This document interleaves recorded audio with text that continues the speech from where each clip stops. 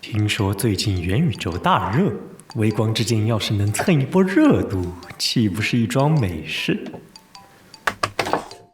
不必惊讶，在下乃元宇宙教主，嗅到你颇具慧根，特来指点一二。敢问教主，微光之镜有没有必要改名为元光之镜？浅薄，微光之镜乃无上好名，且看。哦，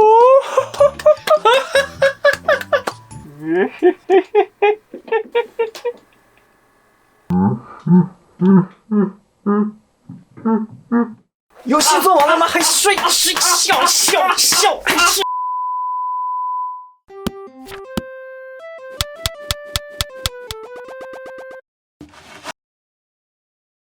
咕咕咕咕咕咕咕咕咕咕咕咕咕咕咕啊！嘿，大家好，你们的季更 UP 主他又来了啊！最近真的收到好多朋友的催更私信啊，确实已经有好一阵子没更新了。那么游戏呢，现在正在开发的后期阶段，琐碎的事物实在是太多了啊，比较难总结成一个很系统的开发日记，所以拖更有点久啊，非常的抱歉。但是呢，开发日记可能迟到，但绝对不会缺席。咕咕的越久，意味着这一期开发日记的内容就越丰富。那么我们就一起来看目录。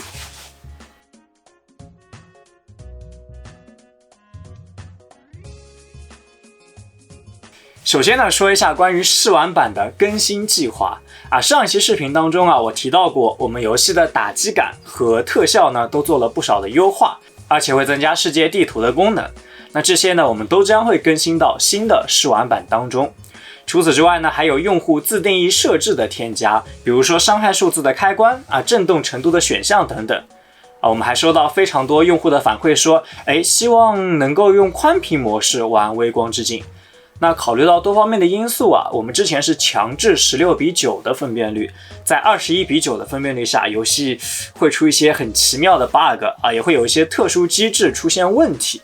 那 UI 呢，也当然需要专门适配多分辨率的自适应。但是作为横版卷轴游戏啊，21:9一定能带来更加沉浸的场景体验，所以我们现在支持了21:9。除了上面说的这些啊，其实还有不少不明显的小优化，都将会更新到试玩版当中。那新的试玩版呢，预计将会在4月初更新。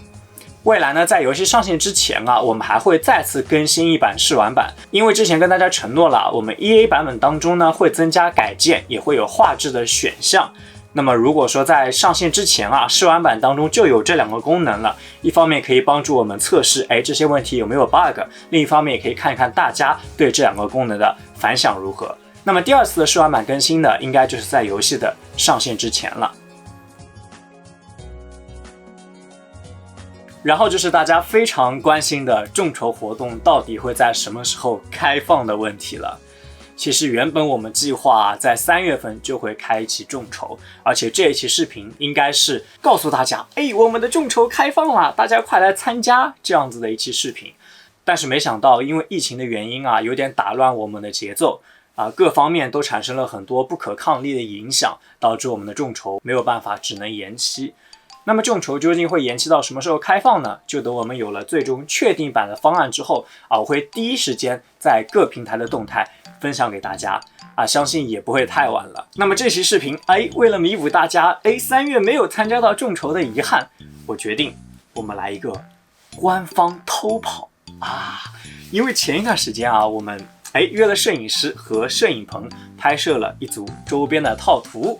那这一套套图就在我的手里，所以我们就可以来一个官方偷跑，可以让大家在众筹开始前提前看一下我们究竟有一些什么样的周边。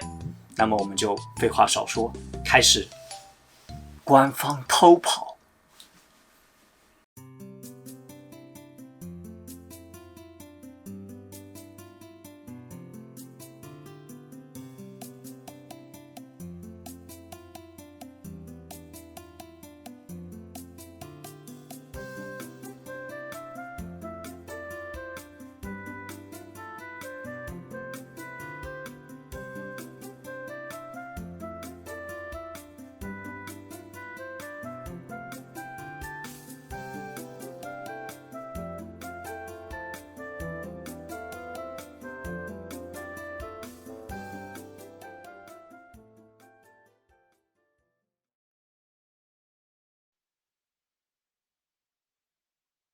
好的，那么接下来就是大家最期待的新内容的演示。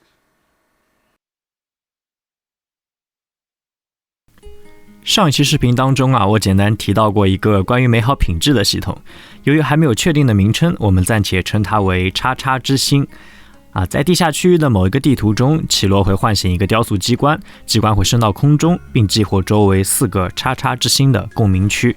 比如这里我们看到的右边这一个是勇气之星的共鸣区，如果奇洛身上带有未唤醒的勇气之星，就可以在此处唤醒，并获得一定的特殊加成。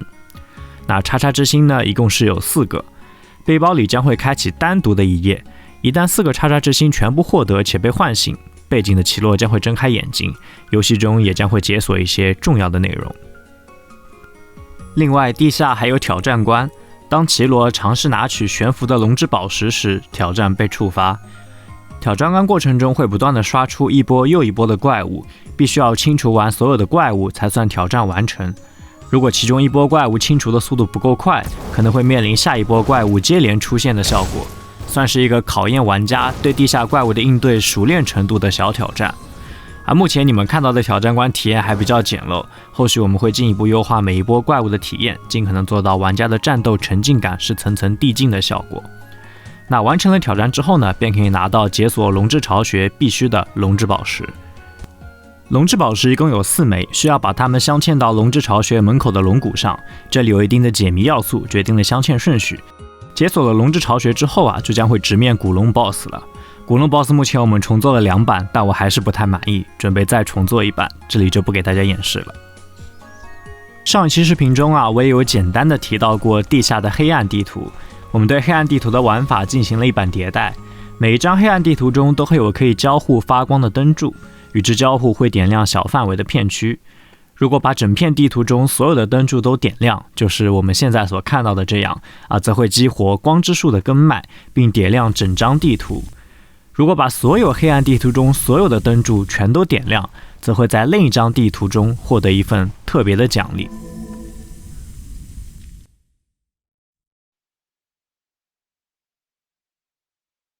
我在以前的开发日记中说过我们最初的设定中，棱镜高原是与原初之森相连的地面地图。考虑到设定的完整性和类银河城游戏的关卡设计，我们把棱镜高原变成了一座浮空岛。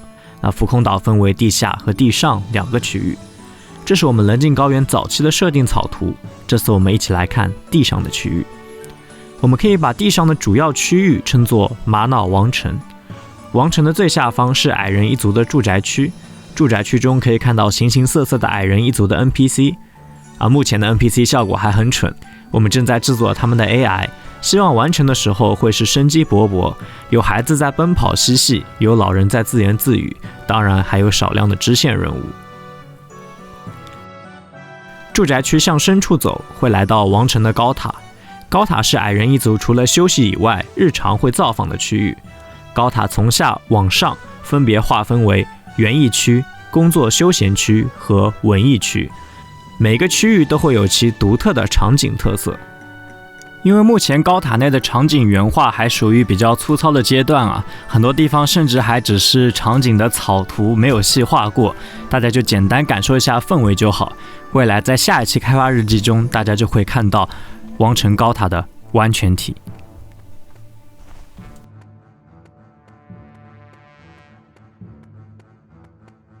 在文娱区的顶层西侧，就是大家在 PV 中看到过无数次的钢琴所在的房间了。这里是一个重要的主线任务所在地，也决定了左侧国王的寝宫能否开启。这里就是国王的寝宫了，可以看到在寝宫的深处是国王威严的座椅，而寝宫的外围则有一块硕大的露台。看到这样的地形，我觉得是个动作游戏玩家都明白了，国王是一个什么存在呢？没错，国王是玛瑙王城最后的 BOSS。这个 BOSS 真的是我迄今为止配置过最复杂的 BOSS。至于有多复杂，且听下回分解。棱镜高原的最后一个区域是在玛瑙王城之外，目前还没有取名，我们姑且称它为天桥区。这是天桥区的设定草稿图。天桥区域还有一张非常美丽的地图啊！据说天桥区有着丰富的天气系统，怎么回事呢？且听下回分解。最后呢，我们来看一下玛瑙王城中小怪的外形啊，大家可以根据他们的外形在弹幕里面猜一猜，他们各自拥有什么技能。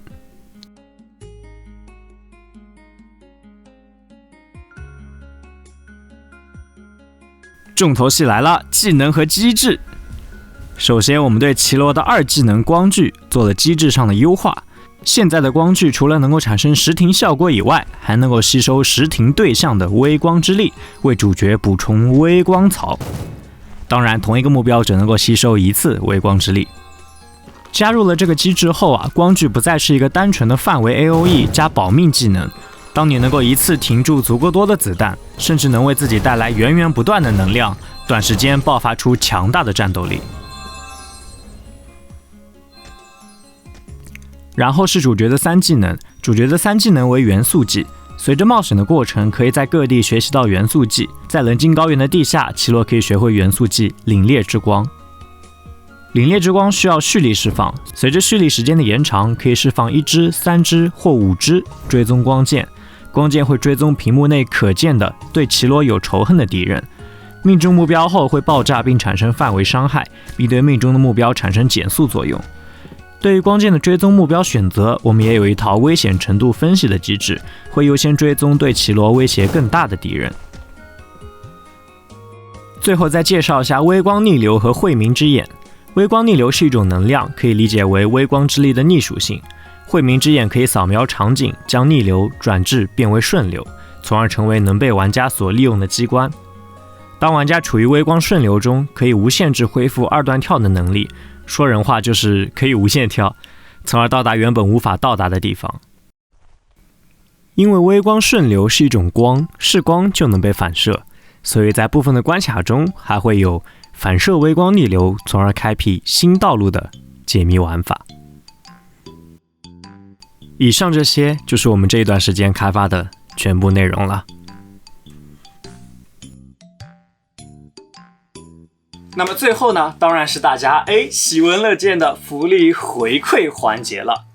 那这期我们的福利回馈和以往一样，又有一点点不一样。按照惯例啊，我们将会抽出3位幸运的小伙伴，获得微光之境主角奇罗的亚克力立牌，还有纪念版明信片1张，还有微光之境游戏上线之后的免费兑换资格这样一个奖励的大礼包，我们将会抽出3位幸运的小伙伴。那不一样的部分，当然就是因为我们即将开始我们的众筹活动。那么我们是不是可以把未来众筹即将生产的产品提前放到开发日记当中抽取呢？当然是可以的了。所以这期开发日记的超级大奖呢，将会是微光之境的纸雕灯1枚。可不可以算是一个超级大奖呢？那么这些福利回馈究竟要如何才能获得呢？请看这里。把微光之境加入到 Steam 的愿望单，并按要求发送截图邮件就能参与了。加游戏讨论 QQ 群，群内还会有额外的2个获奖名额哦。